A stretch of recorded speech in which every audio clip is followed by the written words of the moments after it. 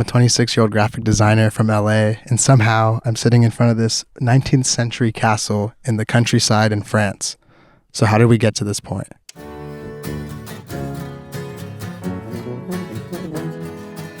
My life was not always like this, and today I wanted to just chat with you all a little bit about putting your mind to something year after year and chasing your dreams regardless of any obstacles you come into or wherever you come from. I think it's so easy to fall into the trap of thinking that, oh, those things are only reserved for people that come from money or come from some special significant level of privilege, and that we can't all reach a point in our career or in our life where we're happy and doing things like mind-blowing things and amazing things like this, no matter how you got started or if it's a creative career or whatever. You know, I grew up fairly poor, and I was even the first person in my mom's side of the family to go to any type of college, and I really had no idea what I wanted to do when I was growing up. And luckily enough, my sophomore year of high school, I was inspired by an amazing teacher, Mr. Murray, who taught me this little thing called graphic design in his visual communication class.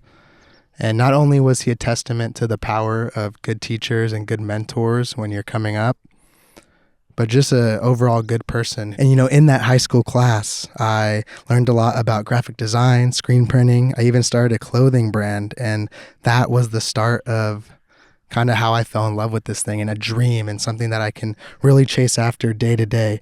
And at that point, I decided, okay, I want to go to college for this.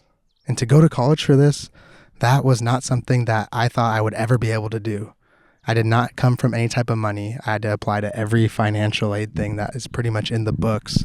And honestly, without the help of all that financial aid stuff, I really never would have been able to. You know, in the States, you pretty much have to be so poor that you get your stuff paid for, or so rich that your parents can pay it for you. So I went to this school called CSU Chico. It was a long road of ups and downs, and during my time in college, it was difficult to get all the stuff done while you're dealing with problems at home or dealing with just a bunch of different things that can distract you from doing the actual work. And it's hard enough to just do it when life on the outside is good. Even though I'm a lot better off now, that's something that's kind of cool about the human brain, is even during those times in college when I was struggling, it felt hard at times, sure, but you get used to it. Like, that's why, like, when life is good now, you get kind of used to it. When life was bad, you get kind of used to it. And it's a good and a bad thing, because it helps you cope and it helps you get through the hard times. But then sometimes I think it helps you not fully enjoy the good times so much.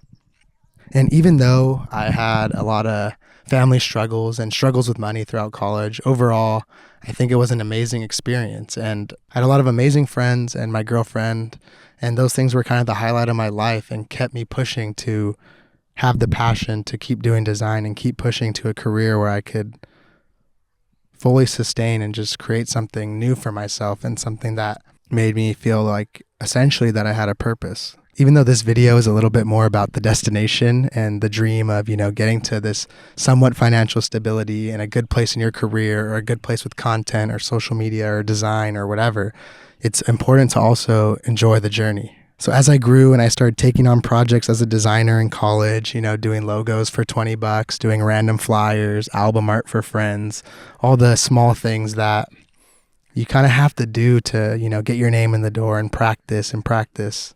I knew that after I graduated, I would get through that phase, and I always had dreams of going to work in a studio in LA. I mean, my initial dream, you know, after I graduated was to go to LA, move there, work at a cool design studio, and work my way up that ladder and kind of just be this agency studio type designer. And you know, from there, eventually going full-time freelance, or ultimately just working for myself. I think that was the goal.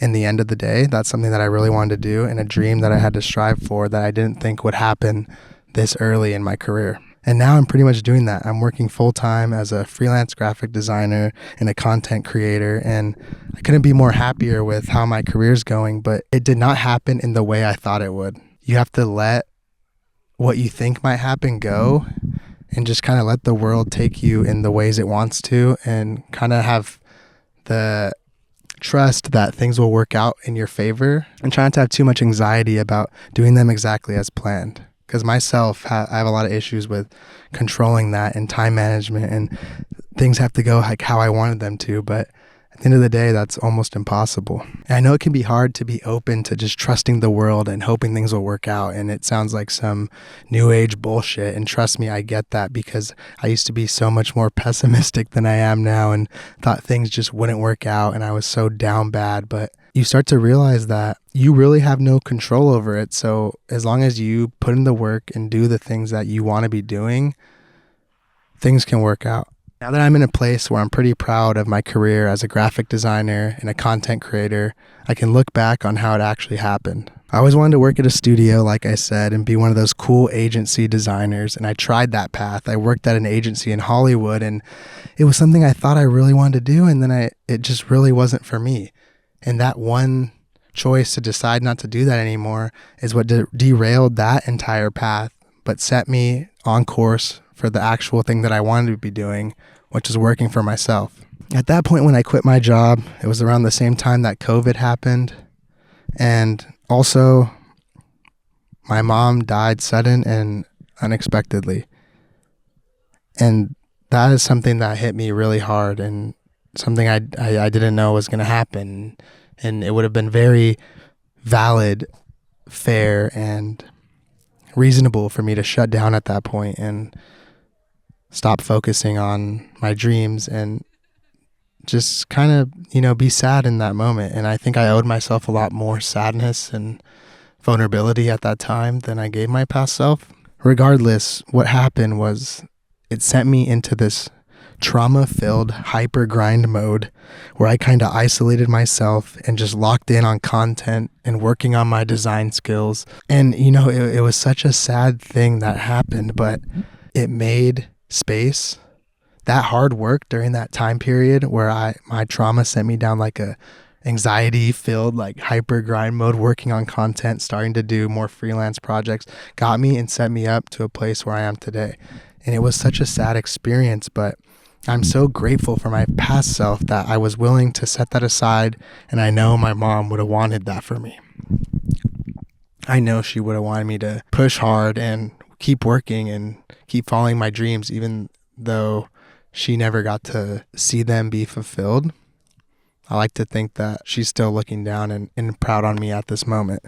And so during that grind mode, it wasn't easy over the years. I had to put in a lot of work as a freelancer and content, and year after year posting videos that didn't do well, working on smaller projects. But eventually, it starts to grow and it starts to get better. And now I'm at a point where I'm at this creator camp. I don't know if you see anyone in the shots or stuff, people around this X-Men style mansion, but they're all these super talented videographers, creators, artists, designers, whatever niche it is, who do stuff online, compiled here for a week of collaboration and just storytelling and hanging out. And it's so surreal to me that when I started this journey, I thought I'll just be a designer and I'll also make videos about design, and maybe some designers will like them, but I'm not going to be a creator or a content creator or any kind of influencer or something like that. But now I'm here with some of the most talented people I've ever met, and it's just crazy. This video is about how I'm trying to tell you guys that you need to follow your dream and do the thing that you really want to do and be committed to it and willing and strict with your methods and how you get things done, but flexible with the outcomes and how things may happen and turn out. And if you would have told my, 16-year-old angsty self who was living with a single mom on food stamps in Section 8 apartments, barely being able to afford food sometimes and do the type of things I wanted to do. If you would have told myself that I would be flying to a castle and to stay in France, I literally would never have believed you in a million years. I did not think those type of things were possible for someone like me. I thought they were reserved for a special person, people who have this special gift. And I think it's not true. Sure, some of these people are gifted, but we all just are here from hard work. Anything is possible no matter where you come from. And this whole video is not about me bragging. And I really hope it does not come off that way, because I don't want to be seen as someone who flexes on the internet or wants to convince you of this influencer lifestyle or anything like that. It's more to show you that if you find something that you love and find your passions, that it can open up worlds of opportunities that you never even could have imagined. And if you don't have that life purpose yet, or that goal, or that creative thing that you love, then your life purpose should be trying to find that thing.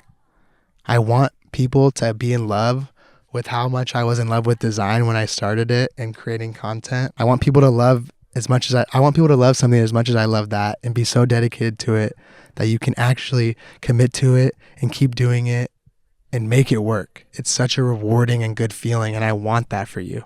And even though I was very poor growing up, living with a single mom, doing the best that they could with what I had, of course, I still know that I had certain privileges living as a half Mexican person who is pretty much 100% white presenting. I'm not denying that stuff like that hasn't helped me along this journey. But I do think as a society and as a generation, we have started to become a little bit too woe is me and feel bad for me. And I'm not able to do something because this, and this, or this is wrong with me. I can't do that. This is too hard. This is too easy. Or it's too early. It's too late. I can't start now. I can't start then. Most of the time, it's just an excuse to not actually follow your passions and your dreams. But I think you should want to put in the work to make your life better. What was cool is I think coming from a place that was hard gave me that grit and determination to really work towards creating a life for myself that I wanted. No matter who you are, you can choose to follow your dreams and you can make your own path. You don't need anyone's permission for that. Sitting in front of this beautiful castle, talking to you amazing people, really makes me feel that truly anything is possible. And it's not going to be easy, but nothing easy is worth doing. I wish you the best in whatever dream you want to pursue, whether you're a designer, artist, creative, astronaut, whatever it is. And thank you so much for supporting my dream.